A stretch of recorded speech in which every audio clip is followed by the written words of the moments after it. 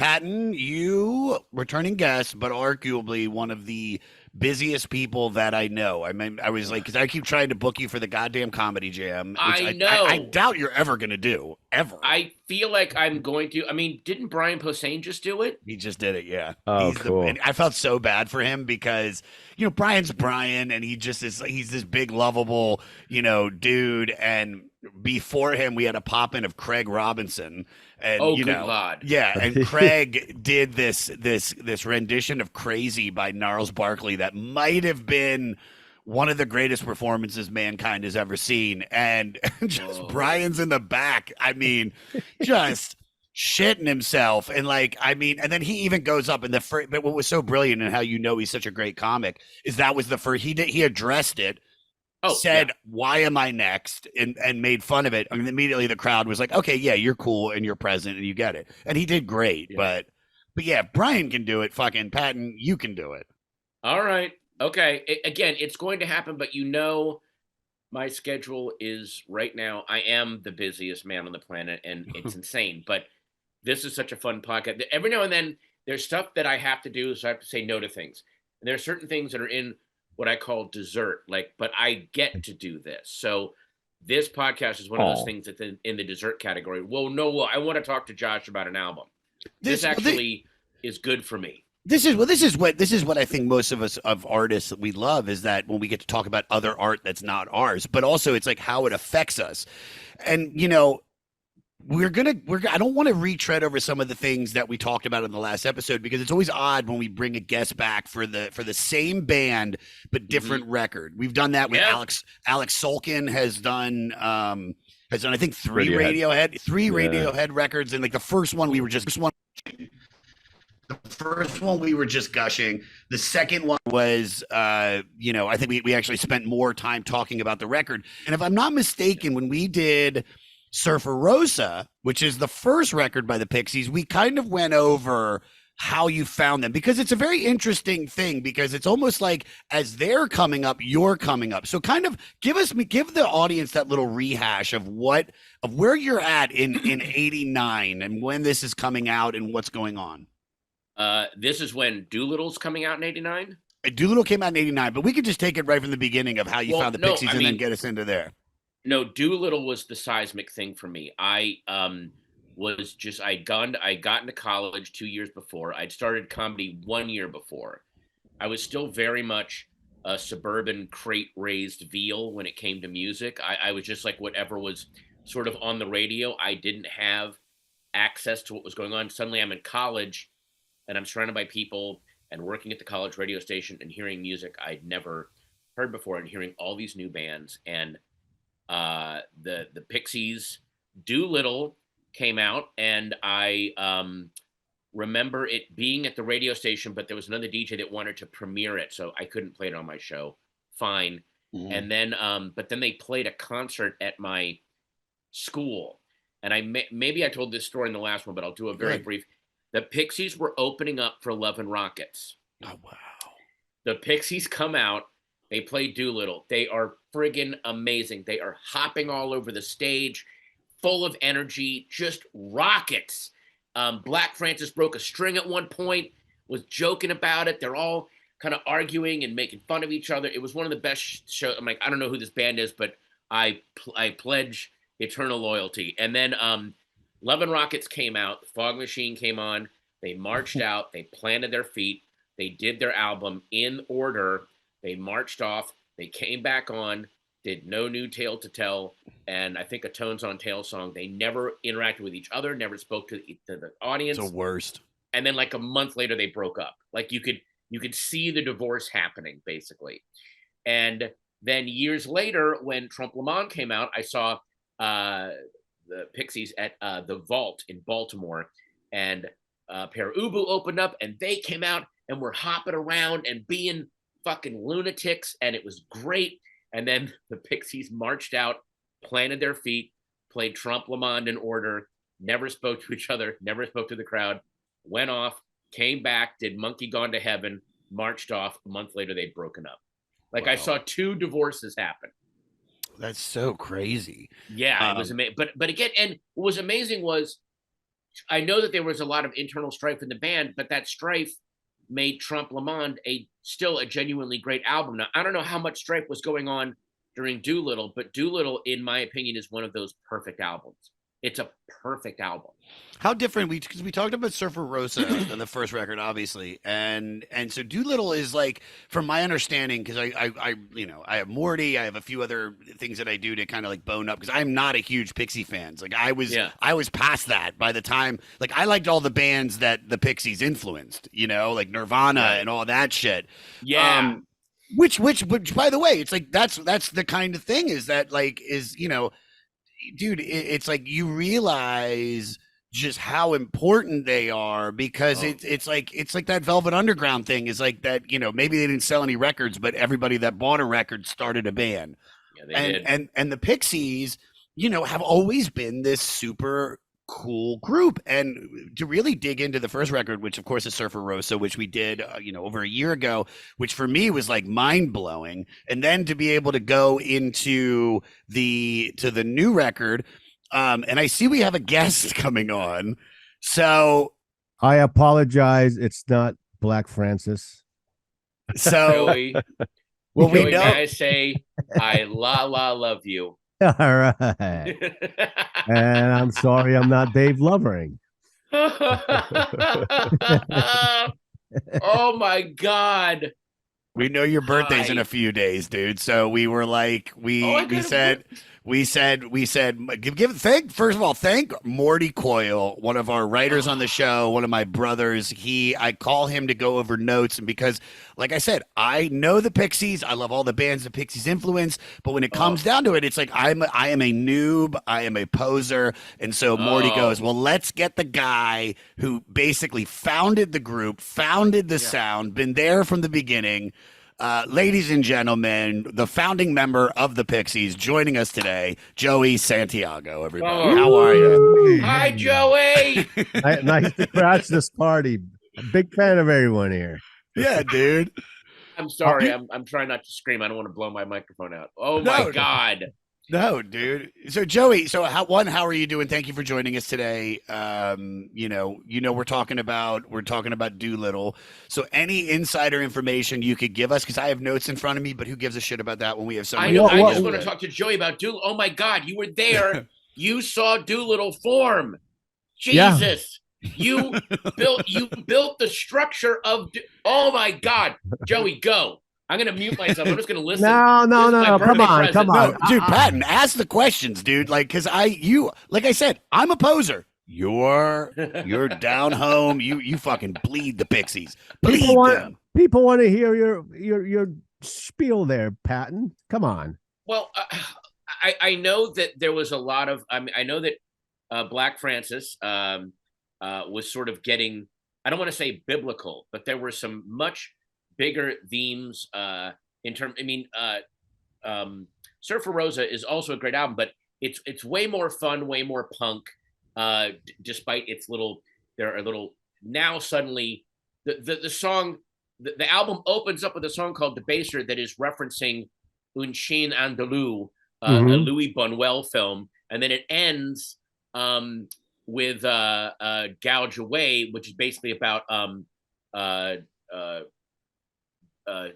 wait a minute, David and Bathsheba. It's basically biblical. It's friggin' no. It's God, who's the hair? The hair. It's the guy. Samson, the guy that got Samson and Delilah. He literally pulls the temple down on everyone, and the album literally ends with everyone being crushed biblically. So clearly things are going all over the place. And so what was going on? What happened between those two albums? You clearly toured on Surfer Rosa, and okay, we got to do another album. What do we do? Well, we also had that. We had Doolittle as our live. We were already playing that live because we had already kind of written most of it, so it was a good sophomore thing record. And because didn't you do early versions of it on the BBC, more stripped down versions? Yeah, and I'll tell you something about Debaser, the original lyric. Okay. was actually instead of un Shen, it was something blank blank Apollonia, referencing Prince's singer Apollonia. Wow. Okay. So it was a better choice, but nothing. It was more. I think he might just been filling in syllables, or had a massive crush like all of us did. I mean, the Lake Minnetonka scene, I think, melted a lot of people's brains. I can't talk for him, but yeah, a good friend of mine had a crush on him. Yeah. Oh my God. Oh, so then go ahead, Josh. Well, no, I was going to say is like, so you guys are coming off of, I want to start it from here. You're coming off of Surfer Rosa. You said you have a lot of the material written. Like, how are you guys, where are your brains at? Where are you as a band? Like, what's the energy like before you're going into this studio? And how quickly did you know you needed to get into the studio to start writing and getting these songs, not writing, but getting these songs recorded? We recorded every album. We released one every year that we were, because that's the way we thought in our heads to do things, because a lot of the bands that we loved, the classic bands, did one once a year. Sure. So that was the thing. And it also, we just like to keep busy. I suppose, I think later on, I think Charles also said that we could have slowed down a little bit. We could have waited for Trump Lamond to go on. We were really just hitting the road a lot, but that's that was the schedule. That's what we thought was normal. So the energy for Doolittle was high, because a new producer. We've never heard of pre-production before. It's like, what? How different was it? How different was it working with, because the first record is Steve Albini, who legendary producer, and then the guy that comes on, I'm gonna fuck it up if let me see if I can pull up the name just to make sure. Yeah, Gil Norton. So some call him. He's basically like almost like the George Martin of the Beatles, where he becomes this other member. Like, so how different was it working with Albini compared to working with Gil? Well, Gil was a lot more involved in a producing sense. Steve Albini is great sounds. He had great input too, but I would say he was more like an engineer, and hence that's why he didn't want producing. He did not want producing credits for the album in the beginning. So did we give him producing credit? I think we did. I think I think I'm looking at. I mean, on the Wikipedia page, it does say Steve Albini for producer. Yeah. Yeah. That's what I thought. Yeah. Was it surreal? Was it surreal for you, especially during the '90s, to hear? And I'm not saying this in a disparaging way. This maybe it was a tribute, but there were a lot of bands that were like clearly, they were trying to do a Pixies song, and they would do not quite a Pixie song, but that song would become a massive hit. It was almost like a watered down version of the pure alcohol you guys were putting out. Was that surreal, frustrating, felt good? No. That must have been a bunch of different emotions. It's what we did. It's what we thought bands do, get influence. We had the Velvet Underground under our belt, and we had we had the Beatles. Did we ever, that I didn't say that. People compare themselves to the Beatles. It's like a death wish. But we love them. We love the Stones, the Who. We love the classic stuff. Yeah. And I'll get back to you on the biblical thing. It's when I met him at UMass, he had a radio show, and his niche was Christian rock. Because you have to have a niche, and he played good stuff actually, like Larry Norman, other bands that I forgot about. And any Striper? Yeah, I don't know, but I would go in with the devil. I would go in there and sometimes read liner notes, because I think those are cool. Liner notes are very cool. And one time, sorry vegans, but my roommate shot a deer, and we had a freezer. I converted my little mini fridge to a freezer, so we had a bunch of deer. Wow. We could call them now venison's the more appropriate term. But yeah, you call it venison, but we know deer's fine as well. Yeah, we had I had deer carcass in there, and I cooked it up for him, and I served it to him. Yeah. And I didn't have a plate. You're in college, so I came in a plastic bag. There you go. And he said, "What the hell is this?" It wasn't meant to be a joke or anything. It's like, I don't know any better. It's like steamy. A steamy bag of meat. How did that, by the way, how did that not become the title of a Pixie song? Steamy bag of meat. It's sitting right there. Oh, All right. my God. Baser was going to be, Doolittle was we thought about calling it whore for a while. Yeah, I read that. I read that. Because of Whore of Babylon, right? Or from Yeah. It was a suggestion from Charles's father, and he was like, "Wow, that's Really whore, wild." Let's see, whore or get this career going." Let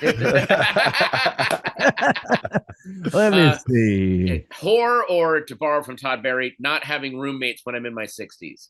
So which way do we go here? Yeah. So for the songwriting process for Doolittle, was it Black Francis had the lyrics? Was it you would come up with a guitar riff or a feeling? What was it like? Yeah. What was that process like? Because some groups go, I just wait for them to come up with a good riff. It doesn't matter what I sing over it. It's more about the music. It's usually the music first. Yeah. And then the lyrics, like I said, he was just fools around with syllables and later changes them. It could have been Apollonia. And what was the other thing?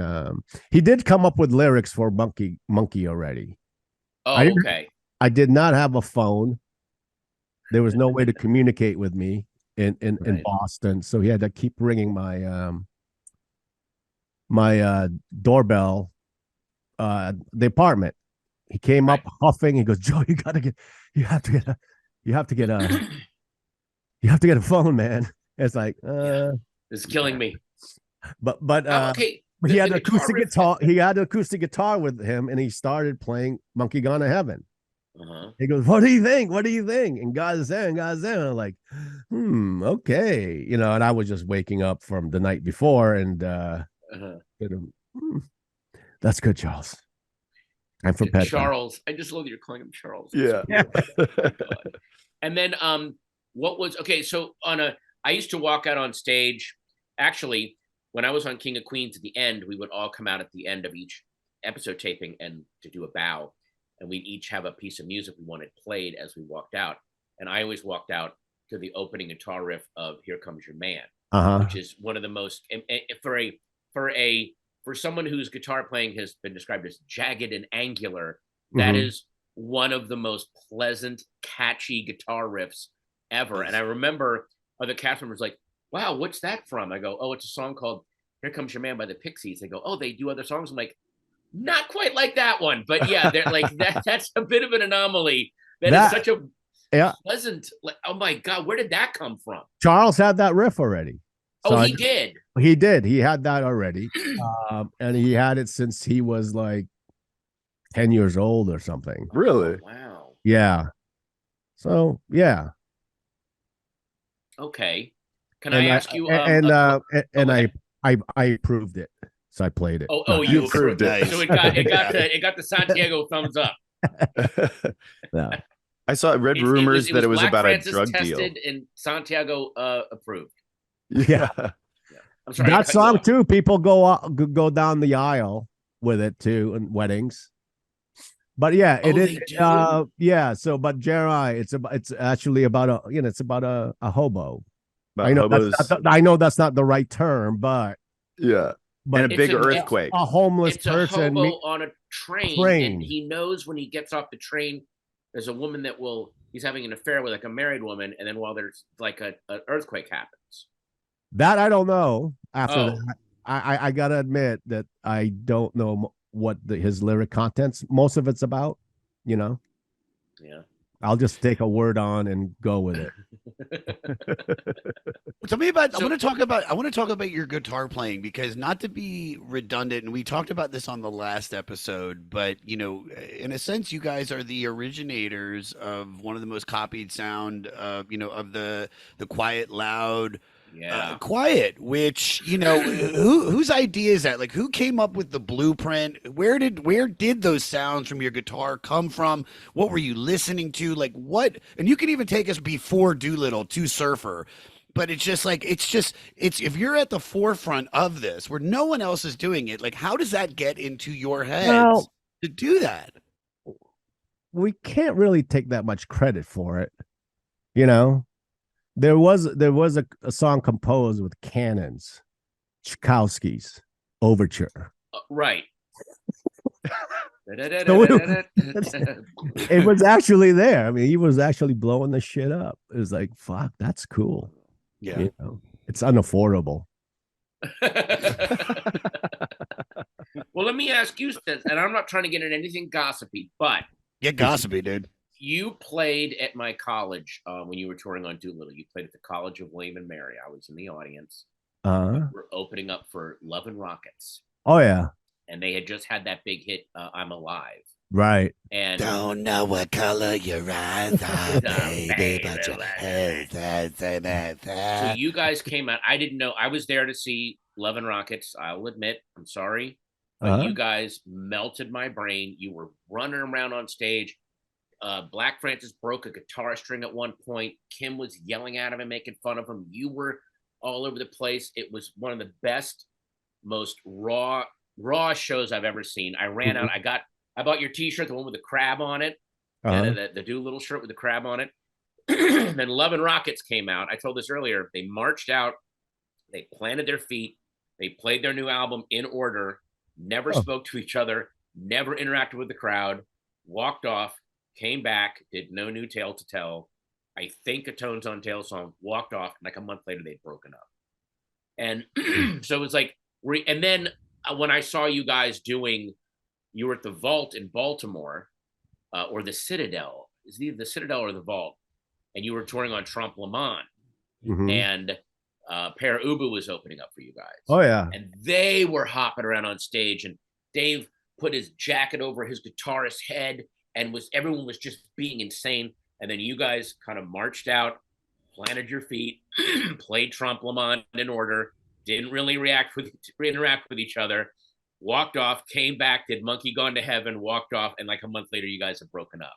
Like were there tensions there during Doolittle, or did they really flare up during Trompe Le Mans? Yeah. And did those tensions help the songwriting in a weird way? I guess. Are you saying that bands have to move around if they have? No. I'm not saying they have to move around. No. I get it. I think at that point, yeah, we had a lot of tension going on. We started to become little entitled, ungrateful dicks. Yeah. Why? Why was it? But why? What happened? Yeah, well, because you guys. Well, listen. I mean, and I was going to say this about both of you guys is that like you guys both got into college rock while still both in college in a sense. You with comedy and you with music. So is it just being the especially for the band? Is it just being that like cockstrong kid of just being like no, like world we don't know, nobody needs to tell us, and that goes to you too, Frank, and that goes to you too, Kim, or is it just the were there real issues as far as the songwriting and music? Because musically you guys sounded like you were completely succinct. Oh my God. Listen, I think it has to do a lot with just brain development. Hey, anyone that's 26 doesn't know what the fuck's going on At all. Yeah. You know what I mean? And they're and most of them are annoying. Yeah. And we were probably one of those people. And also, nobody wants to tell everyone else exactly how the world works more than a 26-year-old. Yeah. Those are the ones who most want to go, let me tell you how things are. It's like, how about you don't? How about you get back to me in 30 years and tell me how things are? 26 is the around that time, it's where other people's opinions don't matter. Yeah. you know, Yeah. and that could make like that does make good for good artists, you know. Yeah. Oh, and yeah. we still do that when we're in the studio. We don't. It's our only time to please ourselves, because we know we're gonna have to play live, and we have to move around because we don't want to break up, you know. Right. So that was meant for a joke there, Patton. No, that's I know. I didn't want to. I don't like. I'm not gonna joke around in front of a comedian. No, do it, dude. Dude, you're killing it. Dude, trust me. You got me. Look, the title of your last album was "Fool the World" in French. It was like that could not be more of a bratty 20-something attitude of like, you fucking assholes buying our music. Yeah, we like you. Fuck off. Okay, you like it was just that classic. You're angry at the world at that point. But that a lot of that. Josh was saying you guys were so in sync, and you were even in sync about something. This is going to sound a little pretentious about not being in sync. Like there are songs on Doolittle, especially Tame, where it sounds like the vocals and the guitars are fighting with each other, or they're about to lunge at each other. So there's that real tension there where you almost feel like you're overhearing an argument by the band, but you turned it into a song instead. Yeah, I mean, the guitars there. Oh, simple, 3 chords. The way it was written, and I come in with 1. That's it. Just one. You know, you think you could be a wise ass with 3? I'll beat you by 2. Everyone in that song, it feels like that when you're in a bar and a bar fight's about to break out and everyone's like posting up for a second, like they're just about to get it. And it's an amazing. I remember the first time I heard it. Well, I heard it on stage when you guys were doing it, and even then, as goofy and fun as you were being, it was like, oh, did the mood just change? Wow, this is it. I'd never seen that done with music, where the music itself sounded like a guy about to start a fight. It was incredible. Well, you know, when we played Tame live, I would start. I had a wah filter too, and it would go. It would just go like insanely bright, like ear piercing, and not pleasant live. And this is the only time I would like observe the audience and watch someone in front of me just go, oh, I can't stand this. You know, it's like job done. That's it. Yeah.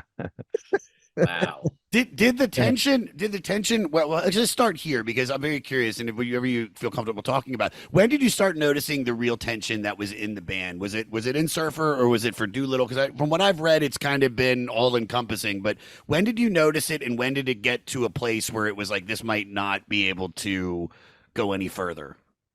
You know, touring Bossa Nova was about that. Yeah. Wow. And when I got the call from Charles that the band broke up, I was just relieved. You know? Really? Oh, wow. Yeah, because the inevitable was going to happen anyway, right? And I got sick of just wondering. Right. Like, well, you know what I mean?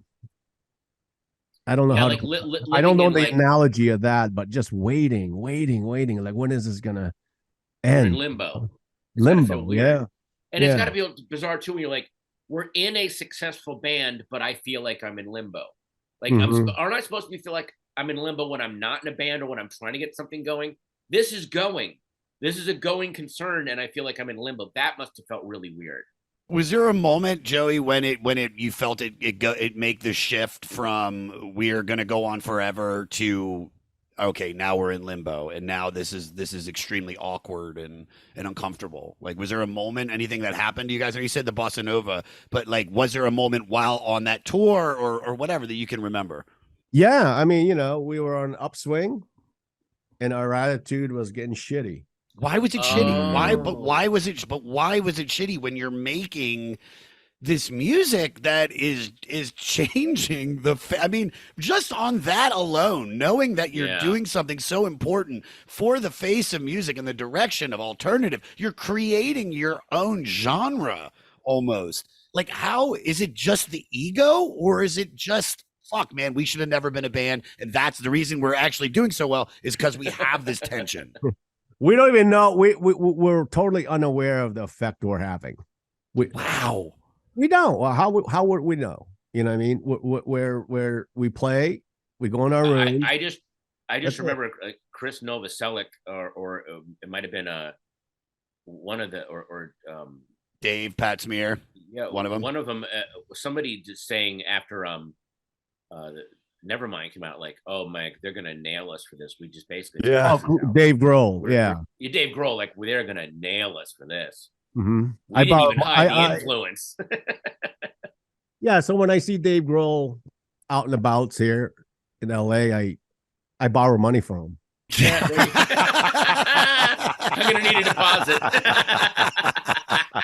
It's like wherever I meet him in front of a store, like, yeah, I could use something at Chico's. Yeah, dude. You're like, let's meet at the Ramova luggage store. I'm thinking of getting a carry-on. I love that. Ramova luggage. I love that. I love that.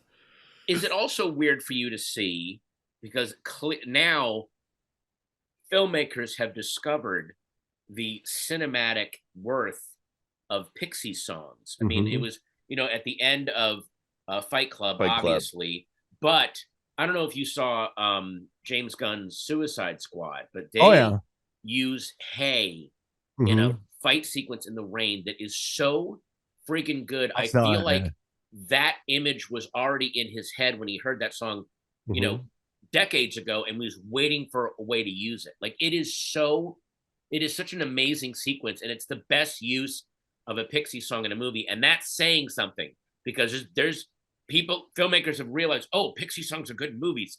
I'm going to put them in a movie. Yeah, it's amazing. It is. It's a collaborative effort, right? With the movie makers and getting influenced by music, and musicians getting influenced by movies. Yeah. Absolutely. So, yeah. That Dead song, that that was for kind of borrowed from the Psycho shower scene. Wow. Oh, right. Yeah. Oh, the violin. Oh my god. So I just, just did the staccato thing, that was it. So what's the one song on Doolittle, or what's the song that you? And then later. Go ahead. Yeah. No, go ahead. It was going to be no. What's the one song? What's the song on Doolittle that you have the most? Like, it came mostly from you, either musically, lyric wise, or like you brought it to them. Hey, what about this? And they're like, oh, like, what's your baby, or what's your favorite child? I like the slowness riff I do, and the patience of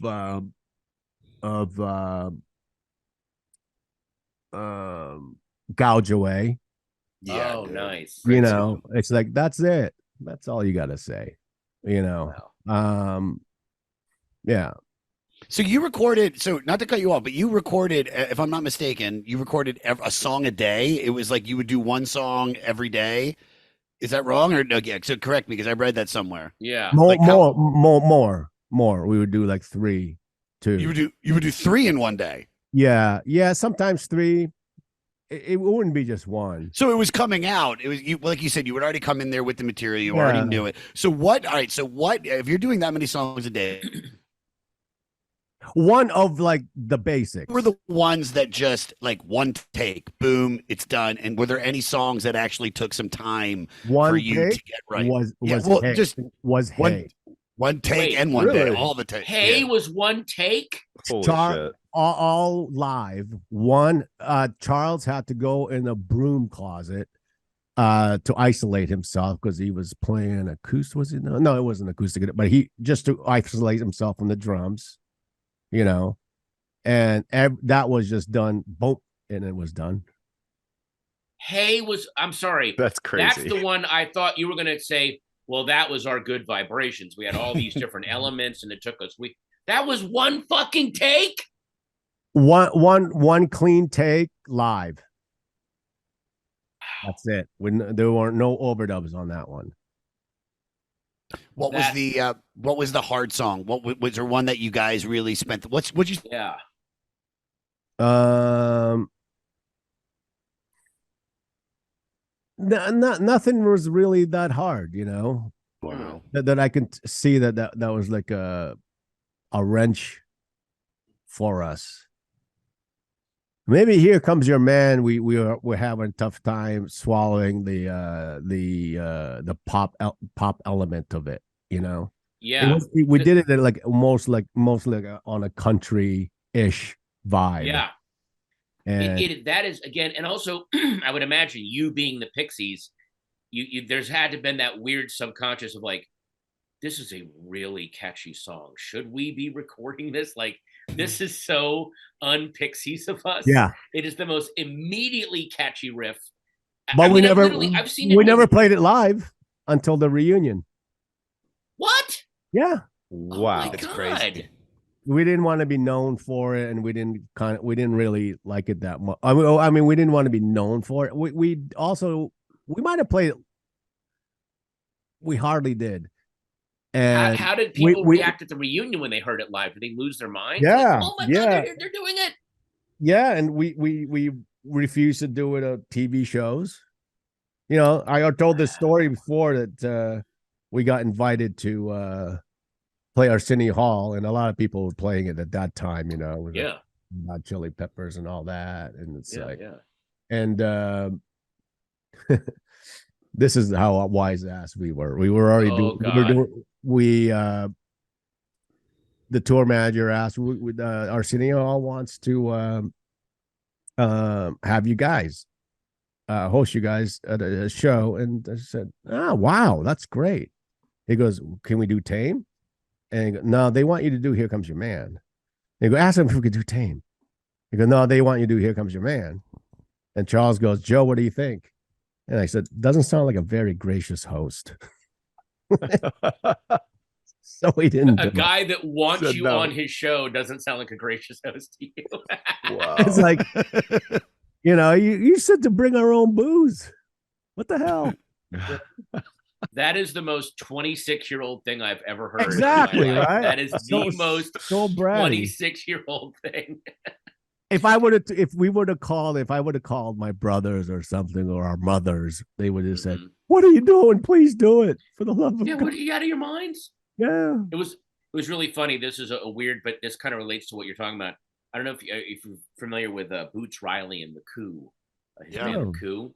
They're an amazing band, and there's a lot of similarities to the Pixies in that he wants to do the most edgiest, as he call it, backpack hip hop, of just loaded with lyrics, and you gotta think, and this is going to shake things up. And he's a very much a radical revolutionary, and he cannot help writing the catchiest songs on the planet. He writes the catchiest hip hop songs. He's the best lyricist alive, in my opinion. And he had a song called The Magic Clap. And Taco Bell called them and said, we want to use Magic Clap in our ad, and we'll pay you, I think it was like $250,000. And he went on his message board where he talks to his fans. He's very in touch with his fans. He's like, look, I'm at a weird crossroads. Taco Bell is offering $250,000, and this could pay for, I want to do this educational initiative and an art program, and I'm trying to get a film made. And all of his fans, every single one of them was like, ask for more than 250. Are you kidding? They're ripping you off. Like, it was that same thing of like, why are you, it's not that we're mad that you're selling out. You're just selling out for cheap. What is wrong with you? Like, that was, so it was that same thing of like, you're turning down Arsenio. Oh, what's wrong with you? So, well, we weren't getting paid for it, $250,000 for it. Except that someone would argue, but that would have given you even more, you know. I know. Sell records. Yeah. Oh, Joey, what do we do with you? Now, how? That sounds like my girlfriend. When did the first Breeders album come Joey. out? When was that on the timeline? And were you aware that Kim was doing her side project? Yeah, we were. That was going on. I don't know. Pod was the first one, right? Yeah, I don't know when that was going on, but we were still together. Yeah. Yeah. So I forgot when that was going on. But Black Francis wanted to have, like, he was the songwriter. Yeah. Uh-huh. Yeah. And Pod came out in 1990. What's the name of that Taco Bell dude?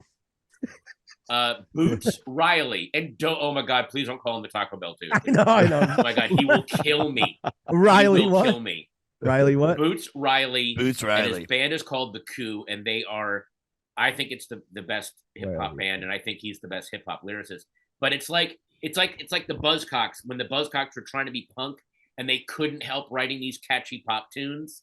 And you can almost feel the frustration of like, we want to smash the state. And this is probably going to sell for a Subaru ad in 10 years. And we'll all make a ton of money off of it. Hey, yesterday. Uh-oh. I had a Crunchtrap Supreme. Nice. Yeah, dude. Oh. It was a weird way to celebrate closing on a house. Oh, that's congratulations. beautiful. Plus, I've been craving it for so long. I've been working out and doing all this stuff, getting ready for the tour. And I would actually text my workout group and go, kind of like confess. Like, like, I'm passing Taco Bell right now. What do I do? What do I do? You know, I don't know what that craving came from. Say your mantra, pull over, say your mantra. Let's go take you through the steps. I thought when you said Taco Bell, I thought you were going to say that Taco Bell was about to introduce a new dessert menu, and you had just sold the song "Here Comes Your Flan."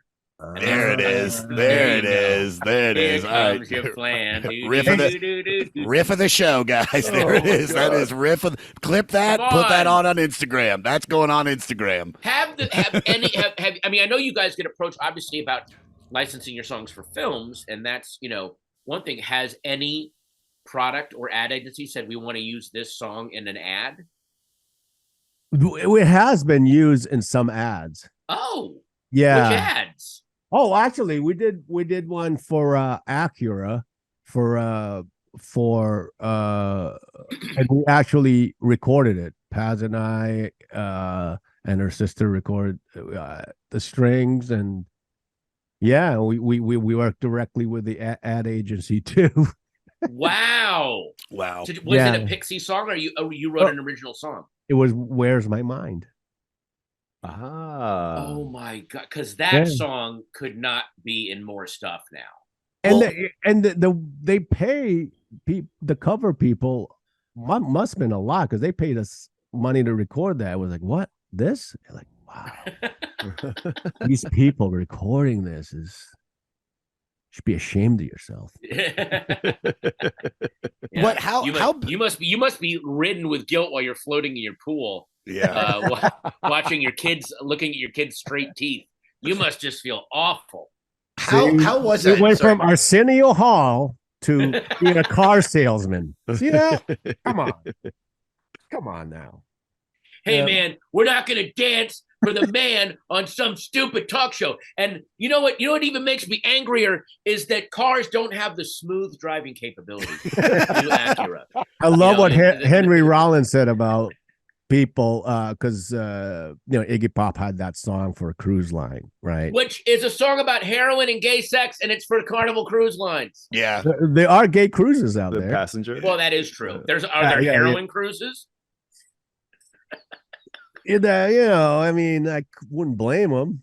But what did Henry say about that? Sorry. But he said, people complaining about that. It's like, if you could take from corporate America, that's more. You can't get any more punk rock than that.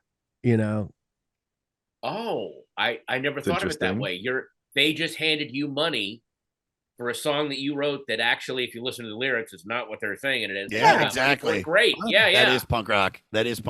What was it? What did you see with the change? I know this is a different record than the one we're talking about. But when we mentioned "Where Is My Mind," like when that got used for Fight Club, I mean, did you have any idea that it was about to change the relationship that the audience now has with the Pixies, because it just introduced your band to so many people? And I know getting cut off. But did you get that question, or was it all choppy? I got it. Okay, Let me tell you, the first when I heard that, it was at a preview. I went to the movies begrudgingly, because I don't like to go to movies, because I have this thing called misophonia. So the popcorn chewing, sound of that. God. I just want to kill people. Yeah. And no, that's disgusting. You no. fucker. Oh no. That's funny. Oh my God. But Go ahead. I walked out of Mexican restaurants and Oh, I walked and the last movie I saw since my adulthood was Gremlins. I remember going to Gremlins and I just go, I can't do this. I can't do this. I went outside and sweating and I just waited for my friends. I go, what's going on with me? And then later on, obviously, I'd go into rage. Besides that, I walked in, I heard Where's My Mind? And I actually walked out when I heard it. Because the Pixies had just broken up. Was broken up. I go, fuck, I don't want to hear this. yeah. Plus, it was a good excuse to avoid the popcorn people. That's always your excuse now. I could feel like one of our songs was coming on, so I just left. I just wanted to make sure. Why did they introduce nachos at movie theaters? Why did Yeah. What are they going to do? The noisiest food. When are they going to do cotton candy? What's wrong with that? Yeah, Cotton candy has a noise. It's not a nacho noise, but it's a noise. It's more like there's a lip smacking thing going on with cotton candy though that you actually would not like. Air, breathe. Air, yeah, dude. Air, breathe. Now, What? Joey, am I wrong? Were you also getting into magic at one point, or was that No, Dave? not me. No, it's Dave. Dave got into doing because my friends would go to the Magic Castle and go, Yeah. I think a guy from the Pixies was on stage doing like rings and cards and stuff. Yeah. Was that going on during Doolittle, or that happened later? He's always been into magic. Yeah. Oh, wow. Yeah. He liked doing that stuff. He still does. He was a member. He still is a member of the Magic Castle. He had his own show there. That's awesome. And he opened up for us. He opened a show in London doing magic. Really? Yeah. That's adorable. Adorable. I love that. The guy did magic. Well, oh my God. And this was in London, and then he went back behind this and off he went. Dave does the unsexiest hobbies, and he would tell you that. He loves metal detecting, magic, and loves riding unicycles. Wow. Yeah. What an interesting individual. So you guys saved him from the circus, is what you're saying. Rescued. No, him he's a from the circus. very interesting guy. His observations of the world is really funny. I would imagine. Yeah. How different? How different? I was going to say how different are all the members of the band? I mean, when you guys, is it like if we sat there and talked to each one of you individually and then thought, could these guys? Is that why the band didn't work? Because you were all so different, or? Oh no, it worked. Now it works because we are so different. Okay. Yeah. And you realize that you at least acknowledge that. Yeah. Yeah. We do. We all have our quirks. What was There it that? The moment in the documentary Loud Quiet Loud when Kim just goes, this is the least communicative band ever, like, about you guys just don't talk to each other. You don't say what you're feeling. Nah. Wow. We believe in that credo, what David Lee Roth said. What's that? Which is 2 words to break up a band meeting. Just don't look at it. Don't. What was it? So Joey, what was it that got you guys to get back together? If you guys end the way that you end, and when it ended, did you feel it was completely unrepairable? Like you're like, but this is it. We're done. Well, yeah, for a while, but as time passes by, there was this bubbling interest, a lot of interest. Every year after like this 5th year, there were rumors that we were going to come back together, get back together. That I can tell you that interest never went away. Every music thing I read, and after a while, are they it's getting like back together? Yeah, it's like when are we? Oops. Yeah. And then we got a message from then we got an offer for like Coachella. Yeah, that's what I was going to say. And that was kind of it. Yeah. I never heard of Coachella until we got that offer, actually. Oh shit. Wow. You But thought you were it was like- an item but you- on the Taco Bell menu. Yeah, you were like, listen, I never heard of Coachella, but I do want to put a pool into my backyard. So let's do this. Off we go. Yeah. Coachella it is. It is. How has it been? So how has it been? How's it been that, like, you know, because I know, like, if I'm not mistaken, Kim was only there for a portion of it and you guys have gone on. Like, I was actually on tour when you guys did Pier 17 in New York, which I was really bummed about because it's such a great venue. But yeah, so it's like you're still touring. But what was that like to get the group back together and performing together with everybody? Surreal. I bet it was, and also, you know, when we played together, it just meshed right away. It was funny. Oh, that you must have know, felt great. I've had the same amp for years, and you know, but the settings are sharpied in there. So I was like, what's this? And I just put it all together, and it's like, same thing. I had the same setup. It sounded just like. And you got it, like, I know I don't want to get all cheesy, but it must feel amazing looking out at this crowd. Seeing people your age that grew up on this stuff, and seeing way younger people. Yeah. Really, you know, when my daughter was really, really little, one of her favorite songs was "Here Comes Your Man." She was like 3. Didn't even know, you know, she just loved the tune so much. There are tuneful things in the Pixies that I think are just that transcend everything.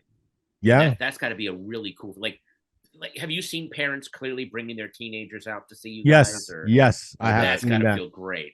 I have seen that. Yeah, and some of them when they're teenagers, and that, you know, the father probably took them there, but either person could have begged to come to the show. Right. You know, so it's great. You know. I mean, do you have the pinch me moment where you realize, and I mean, it's not just having me and Patton here basically, you know, saying all this to you, but that you were arguably in one of the most important bands in the history, a game-changing band in music, where it's like there was, because and not to, like, I know we're so far into the episode, but it's like I've been looking up the music that was on the top 100 singles of 1989, and it's like there's no Pixies in there. No. My Prerogative, Bobby Brown, Poison, Every Rose Has Its Thorn, Paula Abdul, Janet Jackson, Milli Vanilli, Anita Baker, Richard Marx. I mean, this is Warrant. And then if you talk about rock and roll, it's like, who do you have? Fine Young Cannibals. Listen, if it wasn't for that scene, we wouldn't have stood out. Yeah, right. Exactly. So but you were also the guitar sound of beyond the band, your guitar sound lives on in other bands. You can go, oh, there's someone trying to be, there it is. Yeah, you know, right it would be just the intervals I use and all that stuff, but it's also, you know, hey, fair enough. There was a moment, and this is off subject, but it's like one of my favorite moments of meeting a rock star is I went to go see Kiss at the Whiskey, and introducing the band was Tom Morello from Rage Against the Machine. And I'm a huge fan, obviously. And I've been doing this podcast. One of the bands that I heard that I was really digging into, I was about to record, was Gang of Four, their album Entertainment. And when I heard that record, I was like, man, I know there's some Rage in there. Like, Rage must have been a fan of this. And so Tom is sitting by himself, and I walk up to him, and people are like bothering him. And I go, hey, Tom, I hate to bother you. He's like, yeah, whatever. And I go, I just got one question. He's like, sure, I'll sign it. I go, no. I was like, how influenced by Andy Gill was your guitar playing? And it was almost like he just lit up, pulled the seat out, and was like, sit down because of this. Like, how many guitarists, I mean, have you had those moments where it's like, dude, like you changed guitar playing forever. And I mean, we can sit here and go through the list of people, but it's like, do you know? I mean, you must know that, you know. And I know it's like you have no ego, just even coming on here and just being the way that you are. You're such a great and such a, you know, an understanding dude. But it's like, who is it like? Is there anybody that just come up to you? They're like, holy shit, really? You fuck with the Pixies and my stuff? Hey, it's a lot. I know. I give you a heavy one. No, I mean, it's good. I mean, it has to continue, right? You pass it, you know. And it's great. It's great. I got it. You know, be surreal though. Like, if I hadn't got influenced by that song "Rock and Roll" by by Lou Reed. It just made me want to pick up the guitar, you know? Yeah. Right. Did you learn to play by playing other songs first, like getting it by ear? Because there must have been a lot of people that learned to play guitar by playing Pixie songs and breaking down how does this work? How are they doing this? And that's how they learned. And so, like you just said, you pass it along. You did it, and then you did it, got to a point where then someone else keyed off of you. Yeah. But I was also I'm a big music fan, and I like these guitar players a lot, Hendrix, Keith Richards, Pete Townsend. It's like, what did they have in common? Nothing. So I go, all right, I don't want to, that's my influence right there. I don't want to be in common with anybody, And it shows, cool. dude, Joey, it shows, man. This is coming from a guy that knows music to a point. I'm not a musicologist. Like, I'm not a Matt Pinfield, who I know loves you guys. Like, Matt. Oh, Matt, I love Matt. That's my homie, dude. Matt is like, Matt sounds like he's like eating words. He really does. When he's talking to you, it's like, jump, angular. That's the thing, is that like it really is, something important, and to have like all of these people on the outside be able to look in and see what your band has done. I mean, it's really fucking cool. I want to wrap this up because we've already been on for about an hour. So I want to ask a few more questions about specifically Doolittle and Pat. This is gonna be for both of you guys. Go ahead. So I guess let me start with you, Joey. What are you most proud of when it comes to this record, Doolittle? Like, what do you, when you listen to it, what sticks out? What makes you say, "Fuck yeah, that is something"? Whether it's songs, whether it's riffs, anything. Just please let us know. I knew it was going to be different. We back then when they had tape machines, we had to ask Gil, like, how do we rewind this? How do we do this? We want to listen to it. And we were listening to it. And I did. I said it right there. I said, this is going to be a stepping stone for people. No one's doing this, And not only, it's such a variety of songs. Yeah, it really is. It sounds like a radio station. I mean, it doesn't sound like one. Wow, it's cool. It's one complete work because of it's just, we can't help sounding like us. We've carved out a sound. You know what I mean? And we could cover any song, and we have covered songs, and it'll sound like us. Yeah. It just goes through the factory. It's like, what's this thing? We could turn that into pizza, can't we? Yeah, we can do it. Yeah, I mean, your cover of Head On is still a Pixie song. This is Head On through the Pixies. It's awesome. Head On. We did a Leonard Cohen song. We did a Neil Young song, Paul Butterfield. So it just comes back, It's weird how you said the album is a radio station, because I remember the first time I saw you guys live and then ran out and bought the album. It was the first recreation, because what I loved about it was, you're right, it wasn't really being played on the radio, and that was a huge plus for me, because it was truly something that I discovered and owned. Even 99.1 WHFS in Baltimore, which was the edgy left of the house, even they weren't playing it. And so it's just like, this is mine. And you just said it's like a radio station. I had just started touring as a comedian. I would go on these long drives where stations would come in and out. So you didn't have satellites. You're at the mercy of whatever you could pick up. And so the drive would create the mixtape, unless you had a tape player. So that album has that feeling of a weird drive through, and you could almost track it through like, the weird East Coast with the angry debaser, and then you're kind of moving west a little bit. You're in Kentucky, gets a little countrified with the Here Comes Your Man, and then by the end of it, you're in the Southwest. It's all weird Bible thumpers out in Texas and New Mexico, and it's Gouge Away, and it's Samson and Dead with Bathsheba and all of that. Like it is a weird, it is a mutant, demented radio drive across the country of America. Yeah. At the time. That's I never thought of it that good, way. that is a perfect way to explain it, dude. Very Lester Banks of you. Thank you, very Lester Banks of me.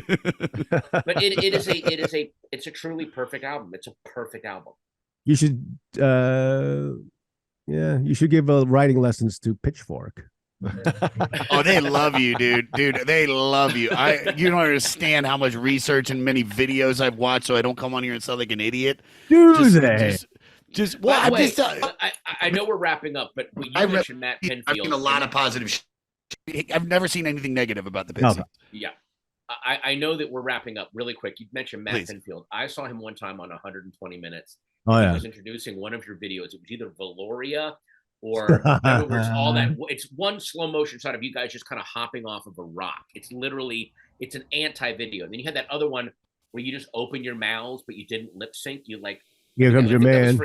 Here comes your man. And he was introducing it, but he was almost giggling like, oh my God, this is such a fuck you to my bosses, because it's not even a video. It's like an like he was all but laughing as he was introducing it. Like, once again, it's the Pixies, great band out of Boston, and this is their new video for their song. Like he was almost starting to crack up because he knew that all the people watching, half the audience would be like, this isn't a video. They're just standing like. But that's so fed into the mystique of the Pixies, which is this ain't for everybody, and that's why I love it so much. Yeah, we didn't like videos either. Oh, you clearly didn't like videos.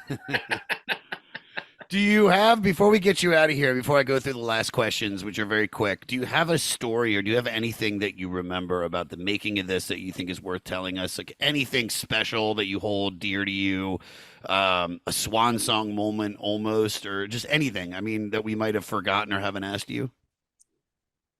Woo! You could edit, right? We can do whatever the fuck you want, dude. Yeah. Ever tried meth? Six times. My dad said always try something more than once just to make sure you don't like it. So I did it 6 times. I mean, are you looking at Josh? He's on meth right now. Ever honk a line and thought it was cocaine, but it was meth? Oh. Yeah. So yeah, doing that recording, I didn't sleep for like 2 days or something, and then Gil had to shove. Sorry, vegans. A ham and cheese sandwich down my throat, and then I slept for 24 hours. Nice. Does that anything to do with the album?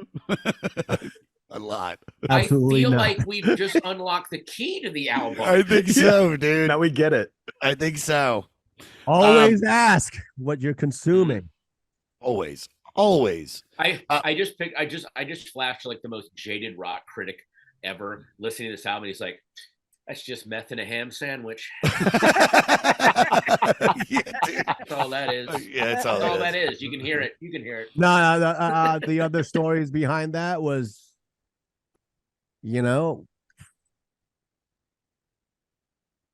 mean, there was pre-production too. There was one time I also just left for a couple of days. I thought it was an option because we kept going over the songs. Like, I think I got this. I mean, my parts are written. Yeah.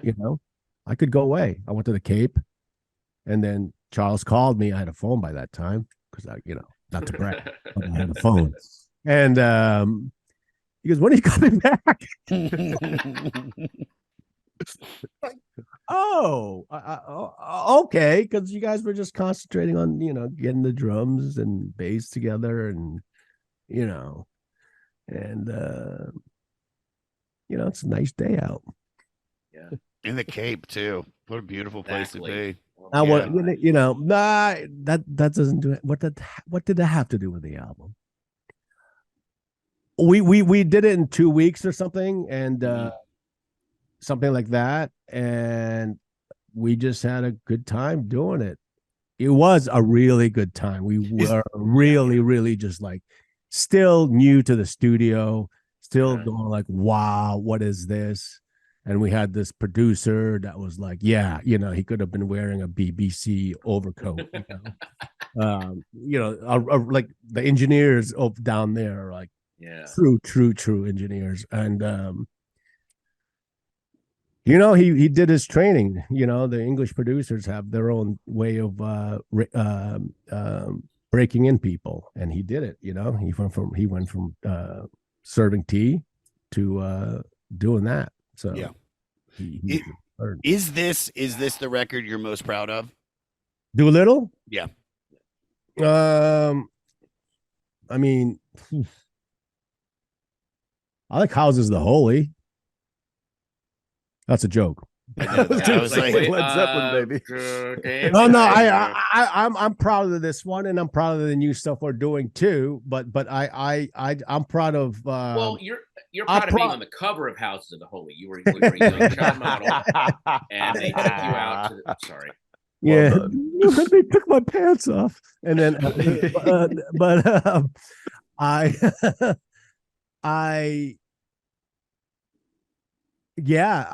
I would say so. It was a sophomore album, and it furthered us into No slump. I'm definitely proud of this record. Yeah. It's a brilliant record, brilliant on so many levels, man. I mean, obviously, if and you can just tell how many people love you, especially someone like Patton, where it's like this is the second time he's come on because we still didn't even cover enough the first episode talking about Surfer Rosa, and I can't thank you guys. I can't thank enough. Hey, by the way, what number does this fall on? I know I lost you guys a little bit because my mic's fucking up. So let me just ask you these questions. Wait, what do you have, Patton? Go ahead. No, he wanted to know what number does this fall on? 227. 227. But this is the thing it actually jumped up, if I'm not mistaken. Am I right, Jeremiah? On the 2020 list, Surfer, I think, dropped a few spots. You have it up on you? I can't. It went to 141. Who flanked this record? Who's what? What does that mean? Who's right Rolling behind Stones? this? Who's on either side? Above and below. Oh, yeah. We usually have that information here. The Goonies soundtrack and Electric Youth, Debbie Gibson. It doesn't matter to me. By the way, I love Debbie Gibson. That was not a slam on Miss Bruce Deborah Springsteen, Nebraska was just ahead of it, and Eric B. and Rakim paid in full. Oh, nice. Damn. I was just talking about Nebraska the other day. I'm going to put that on. That's great. We have, by the way, we have a song about Debbie Gibson. You know that. It's a B-side called Debbie G. Really? Yeah, Dave sang. Oh my God. Yeah. I was singing New Pollution with choir, and during the bridge break, I sang two verses from Only in My Dreams, which fits perfectly into the rhythm of that song. and I listened to it again. Me and this writer friend of mine are obsessed with that song because if you think about it, it could be someone describing a virtual reality experience that they had and they're now addicted to and but they can't get back into it. It's a weirdly dark and sad song if you think of it from that angle. Oh, I'll listen. Kind of amazing. I'll check it out. All right. Yeah. Anyway, thank you. And Josh, you could make a lot of money with Taco Bell on this one. Dude, I'm going to Taco Bell after this. Make some calls. All right, let me ask you guys these. We'll get you both out of here. We ask these questions to everybody. I'm very curious. Oh gosh darn it. Hold on one second. I just lost it. Can you hear me? Yeah, we hear you. Hold on. Okay, sorry. The mic's been fucking up. Here we go. What are your favorite songs from both of you on this record? Woo. Oh, the two for me are Hey and Wave of Mutilation. Okay. What about you, Joey? Absolutely. I like Dead and Tame. Really? What do you love about Dead and Tame? Why is that your favorite? I love playing it. Yeah, I bet. It seems so fun. Yeah. They're the most confrontational. Those are the most 26-year-old songs on the album. They're like the song wants to start a fight with you. I love it. Sound like a bunch of dicks with fucking hair buns. Oh. We had hair. We had hair buns before anybody had hair buns. But we just didn't wear them. Yeah. There you go. All right. What's your least favorite song on the record, Joey? You're not gonna. Well, Monkey. Really? The first Really? single. Yeah, I don't like. Huh. It's just the way I play it, and not too proud of the solo, all that stuff. I dig that. And I appreciate the honesty for you, Patton. Is there anything on the record that you skip over at all? No, I put the record on. This is one of my write to records where I play it on shuffle while I'm writing. This, Juliana Hatfield's Hey Babe, Roxy Music's Avalon, and REM's Fables of the Reconstruction are just, there's not a single bad song on this album. There's not a single skippable bad song on this album. There just isn't. It really does play well. It does play well. Now, this is my favorite question. I'm curious. Can you fuck to this record? Only if she's really cool. She's got to be the coolest person on the planet. Yes, absolutely. Yeah. What about Joey? Is that you? There'd be no way. I mean, your own guitar playing while you're in the throes of passion. 26. Yeah. Yeah, dude. Yeah. Angular. Nah, I was waiting for Joey to say it's the only way I can fuck. It's I can do, dude. I can't. I mean, have to hear my own it guitar. would be a turnoff, I'd be like, would be in the steamy thing. I go, babes, listen to how awesome I am. Here comes the listen to the solo. Listen to the solo. Listen to the solo. Oh God, that would be so creepy. You mind if we if I put an album that I played on while we make that? Oh God, I got to get out of here.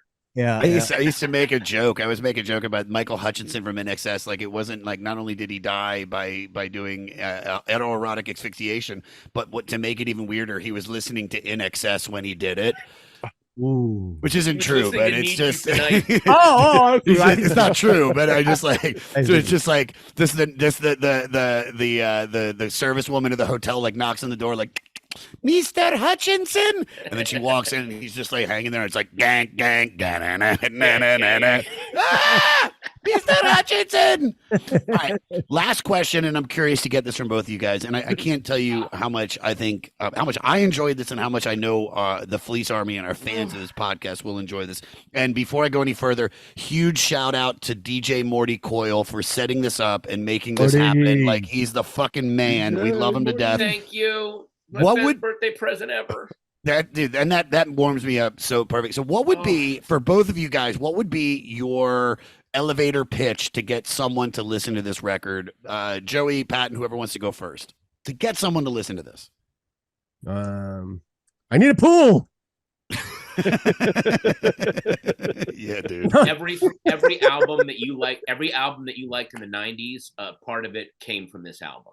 If you want to see the roots of most of the stuff you like, this is the cheat code to 90s alternative music. This album. I completely I would say you gotta listen to this record because you will never hear it in this elevator. Nice. You took it so literally. Twist. There you go. I like Joey, promote away. What do you have going on before you get Yeah. out of here? Please promote away. What's going on? I am going. We're doing a tour in March. That's it. Oh, nice. That is it. Yeah, I'm a bad promoter.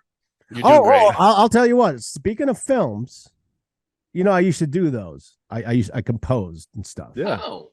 I want to get. I want to get back in the game. Cool. So someone use Joey Santiago for your soundtrack. I guess that's another parentheses for I need a pool, huh? Yeah, it is. But why not? Yeah. No, I do. I legit want to do it. Is that corny? No, but yeah, I just want to get back in the game because I have a new perspective on it. Good. Oh man, may you be in the game forever. Please. Yeah. Seriously, please. Patton, what do you have going on? Anything you want to promote, buddy? I know you have a lot. I mean, February 21st, Wednesday, February 21st, I'll be at the Wheeler Opera House in Aspen. And then Ah. on the 23rd, I'm at the City Winery in Boston. 24th, City Winery in New York. Still putting together the spring tour. Those will be announced soon. Oh, May 5th at the theater, at the Ace Theater downtown as part of the Netflix festival. All tickets are on sale. Nice. Nice. I can't thank you both coming on. This meant so much to me, and it meant so much to the fans. You guys both rule. Thank you for taking right. time out You. to talk to us today, guys.